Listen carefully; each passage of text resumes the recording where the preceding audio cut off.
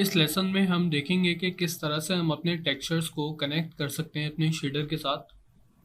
तो चलें अपने हाइपर शेड को ओपन करते हैं और जो हमने टेक्सचर अपना पेंट किया था वो जिस जगह में प्लग करना है पहले हम उसको ग्राफ कर लेते हैं हाइपर शेड में। ठीक है, हमारे सामने ब्लेंड 1 के नाम से एक शेडर है जो कि इस वक्त रूफ टॉप पे लगा हुआ है। देन उसके बाद आप माया पे 2D टेक्सचर्स में जब आते हैं तो यहाँ पे आपके पास फाइल की एक नोड है। ठीक है, ये सारी की सारी नोड्स कहलाती हैं माया की।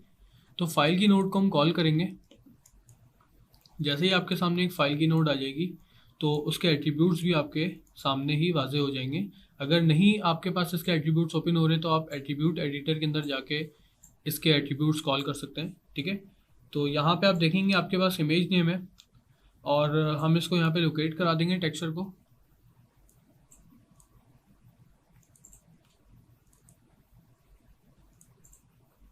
ये हमारी वो फाइल है जो कि हमने पेंट की थी रूफ टॉप की। हम जस्ट इसको ओपन कर लेंगे। जब ये ओपन हो जाएगी तो यहाँ पे इसका जो सैम्पल का एक बॉक्स है, ये इसका थंबनेल है। आप इसको डबल क्लिक करके रिफ्रेश कर सकते हैं तो ये आपको यहाँ पे प्रीव्यू करवा देगा। जो भी आपका टेक्सचर होगा वो यहाँ पे प्रीव्यू हो जाएगा। ठीक है, हमने सिंपल फाइल की नोड के अंदर अपने टेक्सचर को कॉल करवा दिया। फिर आपके पास दो तरीके हैं अपने शेडर को प्लग करने के लिए। हमने ये जो फाइल नोड है ये हमने शेडर के कलर में ड्रॉप करनी है। ठीक है, तो पहला तरीका तो सिंपल वही जो मैंने आपको भी बताया कि ड्रॉप करने का है। तो अपने मिडिल क्लिक से फाइल की नोड को होल्ड करेंगे और इसको ड्रैग करके कलर में ड्रॉप कर देंगे। ठीक है, तो यहाँ पे इस शेडर के साथ इसका कनेक्शन क्रिएट हो चुका है। सेकंड जो मेथड है वो ये है कि आप अपने आउट कलर को ड्रैग करेंगे, क्लिक एंड ड्रैग करके कलर पे कनेक्ट कर देंगे। ठीक है, इसी तरीके से आप जहाँ जहाँ भी इसको कनेक्ट करना चाहें कर सकते हैं, लेकिन ये कि फ़िलहाल हमने इसको भी कलर पे प्लग करना है तो हम इसको जस्ट कलर के ऊपर ही प्लग करेंगे। जैसे ही हम इसको कलर पे प्लग करेंगे तो आपका जो शेडर है उसके कलर में या उसका जो पैरामीटर है, जो उसका स्लाइडर है कलर का, वो डिसेबल हो जाएगा और यहाँ पे एक आइकन बना हुआ आ जाएगा एक छोटा सा। यहाँ पे इसका मतलब ये है कि इसके अंदर एक नोड कनेक्ट है। अगर मैं अपने शेडर को सेलेक्ट करता हूँ और उसके बाद मैं अपने कलर के आगे जो पहले चेकर बॉक्स आ रहा था, अब क्योंकि मैंने फाइल नोड कनेक्ट कर दी है तो यहाँ पे उसका आइकन बना हुआ आ गया है कि यानी कि इसमें कोई नोड कनेक्टेड है। मैं इसको क्लिक करता हूँ तो ये मेरी फाइल नोड के ही एट्रीब्यूट्स आपको डिस्प्ले करेगा क्योंकि ये इसमें कनेक्टेड है। ठीक है, तो जैसे ही मैंने इसको अपने शेडर को कनेक्ट किया वैसे ही आप देखेंगे कि आपका जो व्यू पोर्ट है जहाँ पे पहले कलर शो हो रहा था अब वहाँ पे कलर शो नहीं हो रहा और वो ग्रे स्केल पे कन्वर्ट हो गया है। तो यहाँ पे हमें अपने टेक्सचर को प्रीव्यू करने के लिए टेक्सचर मोड में जाना होगा, जो कि शेडिंग पे जाके हार्डवेयर टेक्सचरिंग पे जब आप क्लिक करेंगे तो जो टेक्सचर आपके पास उस शेडर में लगा हुआ होगा वो टेक्सचर यहाँ पे आपको व्यू पोर्ट पे डिस्प्ले कर देगा। ठीक है, तो ये टेक्सचर हमने पेंट किया था तो यही टेक्सचर हमें यहाँ पे डिस्प्ले हो गया है और हम इसके कलर को और जो भी चीज़ें हम इसकी चेंज करना चाहें वो हम फोटोशॉप से चेंज करके अगेन यहाँ पे रीलोड कर लेंगे। तो जो आपको कलर का डिफरेंस नज़र आ रहा है वो आप मैच भी कर सकते हैं। फ़िलहाल मैंने यही कलर रखा है तो यहाँ पे हम इसको इस तरह से व्यू कर लेते हैं। ठीक है, इसी तरीके से बाकी टेक्सचर्स भी जो हमने क्रिएट किए हैं वो हम यहाँ पे प्लग कर लेंगे। जैसे ग्राउंड का एक टेक्सचर है, मैं इसको ग्राफ कर लेता हूँ, फाइल नोड कनेक्ट कर ली। ठीक है, कनेक्ट हो गई फाइल नोड। अब फाइल के अंदर जाके इवन आप अपने पेंटेड टेक्सचर्स के अलावा भी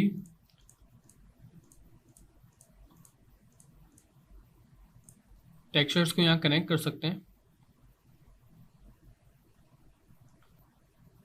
अच्छा, अब हम देखते हैं कि हमने जो टेक्सचर यहाँ पे कनेक्ट किया है वो क्योंकि एक गूगल की भी इमेज है, गूगल की अवर टेक्सचर है। ठीक है, और हम यहाँ पे इतने बड़े एरिया में अगर इस टेक्सचर को लगाते हैं तो याद है मैंने आपसे इससे पहले लेक्चर में बात की थी प्रोपोर्शंस के हवाले से।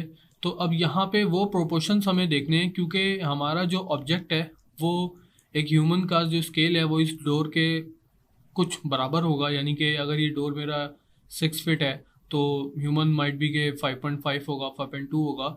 तो उसका आपने प्रोपोर्शन आइडिया करना है कि ये टेक्सचर कितना बड़ा होना चाहिए या कितना छोटा होना चाहिए। तो उसके लिए हम ये करेंगे कि हम यूवी टेक्सचर एडिटर पे जाएंगे। इसके भी दो तरीके हैं।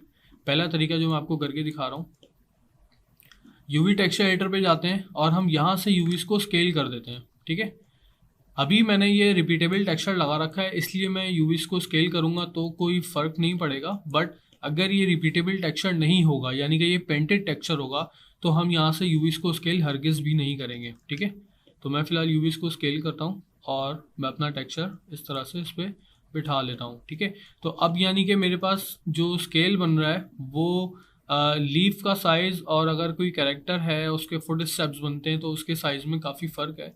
तो मैं अभी भी इसको 2x तकरीबन बड़ा कर दूंगा। ठीक है, ये फिर भी चल सकता है और आई थिंक ये ओके फॉर नाउ। ठीक है, दूसरा मेथड ये है कि मैं हाइपर शेड पे जाता हूँ, इसको ग्राफ कर लेता हूँ। ठीक है, और ये जो मेरी फाइल नोड है, इसके अंदर अगर आप देखेंगे फाइल के साथ एक दूसरे एट्रीब्यूट लगे हुए हैं जो कि प्लेस 2D टेक्सचर नोड है। इसको जब मैं क्लिक करता हूँ, यहाँ पे आप देखेंगे कि रिपीट यूवीज के अंदर आपके पास कुछ वैल्यूज डली हुई हैं। ठीक है, रिपीट यूवीज का मतलब ये 1:1 है। इसको समझने के लिए हमें यूवी एडिटर खोलना होगा।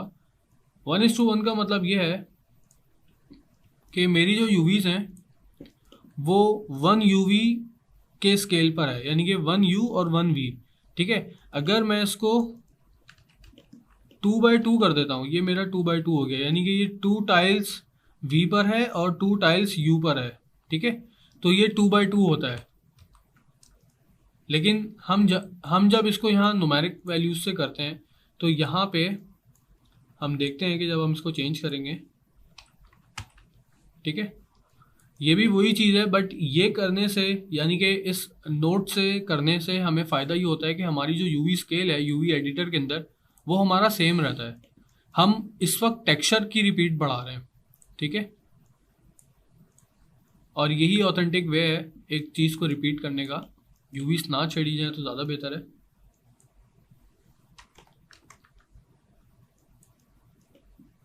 मेरे ख्याल से स्केल इनफ है।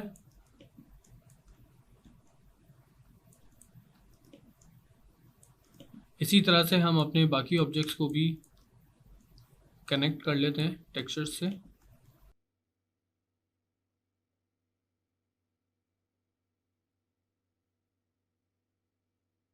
और यहाँ पे हम देख लेते हैं कि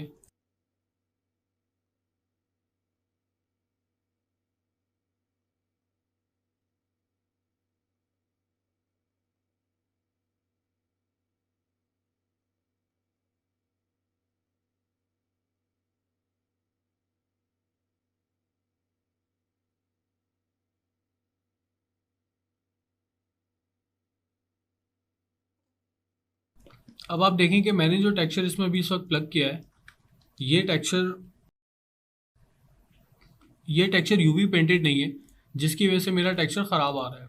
ठीक है, तो अब हम क्या करेंगे कि यूवी एडिटर खोलते हैं दोबारा से, और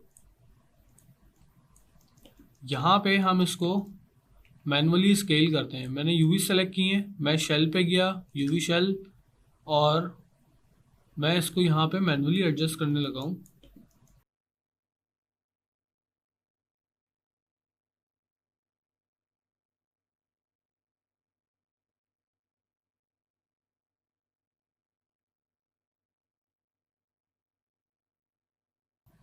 इसी तरह से आप बाकी जितनी भी हमारी यूवीस हैं या जितने भी प्लैंक्स हैं, इनको आप एडजस्ट कर लें मैनुअली।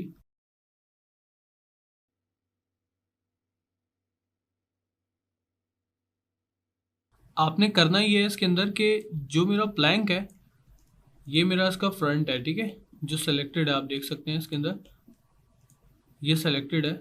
ठीक है, इसको मैंने कोशिश करना है कि अपने बिल्कुल इसके ऊपर मैं बिठा दूँ।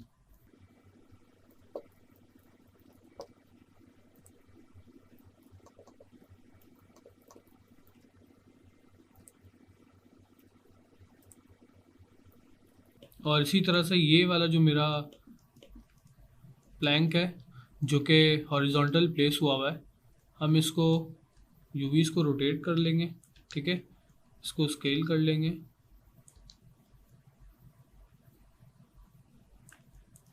और थोड़ा सा कैमरा क्लोज करके देख लेंगे कि हमारा टेक्सचर कहीं ख़राब तो नहीं हो रहा।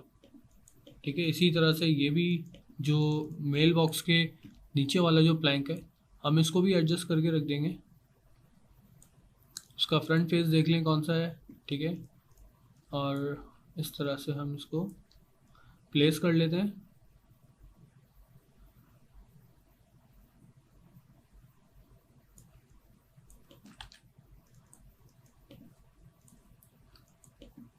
ठीक है, तो ये हमारा एक बेसिक टेक्सचर कनेक्शन का फ्लो होता है, जिससे हम अपने टेक्सचर्स को कनेक्ट करते हैं अपने शेडर के साथ। और इसी तरीके से हम अपने पूरे सीन के जितने भी टेक्सचर्स हमने पेंट किए हैं या हमने जो भी टेक्सचर्स इसके मॉडिफाई किए हैं, हम उन तमाम टेक्सचर्स को कनेक्ट करेंगे। देन उसके बाद फिर हम अपना नेक्स्ट स्टेप लाइटिंग का है, उस पर फिर हम बात करेंगे।